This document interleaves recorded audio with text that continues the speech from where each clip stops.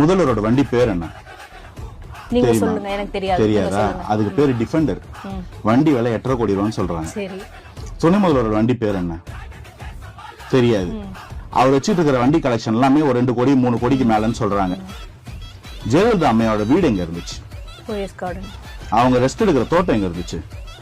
கொடநாடு. எடப்பாடி ஐயாவோட கார் பேர் என்ன? தெரியாது. தோராயமா விலை 2 கோடி இருக்குமா? அதே மாதிரி தானே இருக்கும். எளிய அரசியல் பண்ற சீமானோட கார் பேர் என்ன? விலை என்ன? தெரியாது. அதுவும் ரேஞ்ச் ரோவர், ஏறக்குறைய 80 லட்சம் 1 கோடி ரூபாய் வண்டி. சொகுசு அரசியல்ன்றதுக்கு டெபினிஷன் என்ன வச்சிருக்கீங்க? சொகுசு அரசியல் ஒரு வார்த்தையை ஈஸியா குத்திக்கிட்டே இருந்தீங்கல்ல, சொகுசு அரசியலுக்கு எனக்கு விளக்க சொல்ல. போயஸ் கார்டன்ல வீடு, கொடநாட்டுல எஸ்டேட், ஆழ்வார்பேட்டையில செனட் ஆஃப் ரோட்ல வீடு. சரி, விஜய் சார் என்ன கார் வச்சிருக்காரு? சொந்த காசுல சம்பாதிச்ச காசு, உழைச்சு சம்பாதிச்ச காசு. அவர் எவனையும் திருடல. எந்த ஊழல் குற்றச்சாட்டும் அவர் பேர்ல இல்ல.